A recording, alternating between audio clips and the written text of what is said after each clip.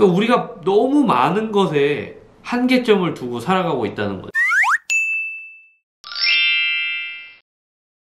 네, 이번 시간에는 한계가 없는 목표를 정하라 라는 주제를 가지고 좀 이야기를 해보려고 하는데요. 제가 얼마 전에 어떤 분을 만나 뵐 기회가 있어갖고 만나 뵀는데 사회적으로도 굉장히 어느 정도 지위가 있으신 분이고요. 이분과 이제 영어에 대해서 좀 이야기를 나눴죠. 이야기를 나눴는데 내가 영어를 잘하게 되는 거는 한계다 라는 표현을 쓰시더라고요. 근데 이제 제가 이제 영어에 대해서 이야기를 하고 제가 얼마나 부족한 사람이었고 영어에 대해서 하나도 몰랐고 뭐 이러한 얘기를 해드리고 그리고 이제 어떻게 영어를 제가 잘하게 됐는지를 좀 말씀을 드리니까 나도 좀 해볼 수 있겠다라는 좀 마음을 가지시더라고요. 그래가지고 제가 그분을 보면서 한편으로 좀 이런 생각이 들더라고요. 왜 많은 사람들이 이런 한계를 가질까? 라는 좀 의문도 들었고 또 다른 한편으로는 이런 한계가 깨질 수 있구나. 그러니까 그분 같은 경우에도 평생 동안 나는 영어를 못해. 나는 영어가 안 되는 사람이야 라는 한계를 가지고 사셨던 거예요. 그런데 이제 저를 만나시면서 이야기를 조금 나누면서 이 한계가 아닐 수도 있겠네? 내가 이 한계를 넘을 수도 있겠네? 라는 생각을 하시더라고요. 한 스토리가 있어요. 이 한계라는 거에 대해서 우리에게 좀 다시 생각해 볼 수 있는 큰 시사점을 주는 그런 스토리인데 제가 이제 유튜브에서 한 동영상을 봤는데요.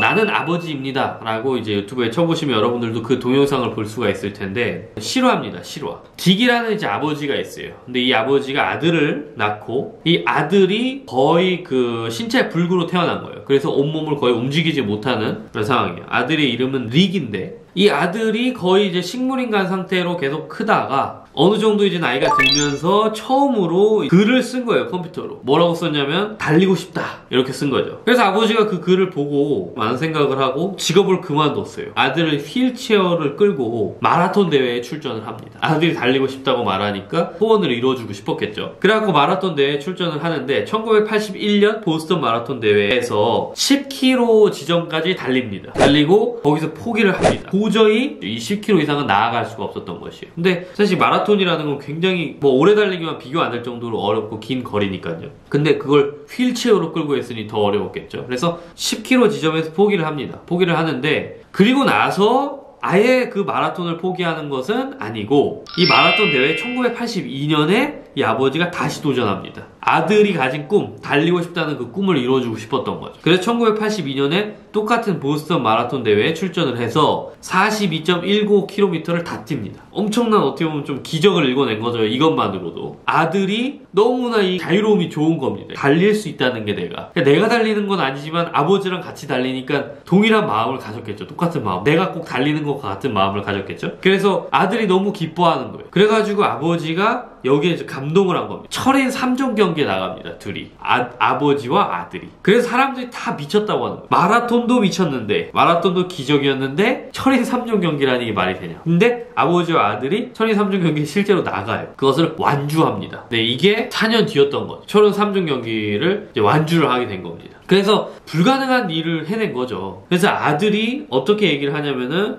아버지, 제가 처음으로 장애가 사라지는 것 같았어요.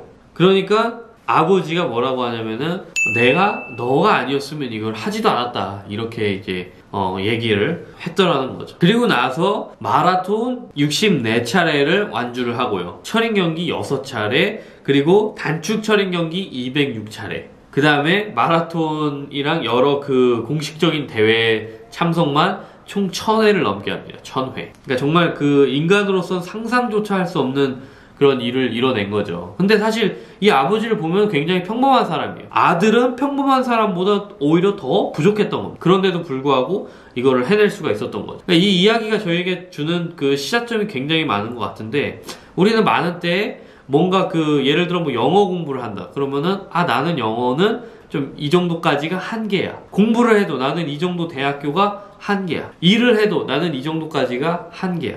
돈을 벌어도 나는 이 정도까지 버는 게 한계야. 그러니까 우리가 너무 많은 것에 한계점을 두고 살아가고 있다는 거죠. 그러니까 여러분들도 영어라는 측면에서 접근을 해봤을 때도 마찬가지입니다. 여러분들에게 한계가 아니라고 생각을 하는 거예요. 여러분들이 영어를 원어민처럼 구사하는 게 한계가 아니라고 생각을 하고 그 문제에 접근하는 거랑 한계라고 생각을 하고 접근하는 거랑은 나중에 하늘과 땅 차이의 실력차가 벌어진다는 거죠. 이번 시간에 제가 이제 했던 건 뭐냐면은 한계가 없이 목표를 정하는 연습을 해보자는 거죠. 한번 그냥 눈 딱 감고 한계를 잊어버리는 거예요. 내 한계를. 그리고 목표를 정하고 그것에 한번 정진해 보는 거예요. 그럼 여러분들 정말 놀라운 그런 성취를 맛보게 되실 거라는 거예요. 네, 그래서 이번 시간에는 한계가 없이 목표를 정하는 거에 대해서 이야기를 나눠봤고 다음 시간에 뵙도록 하겠습니다.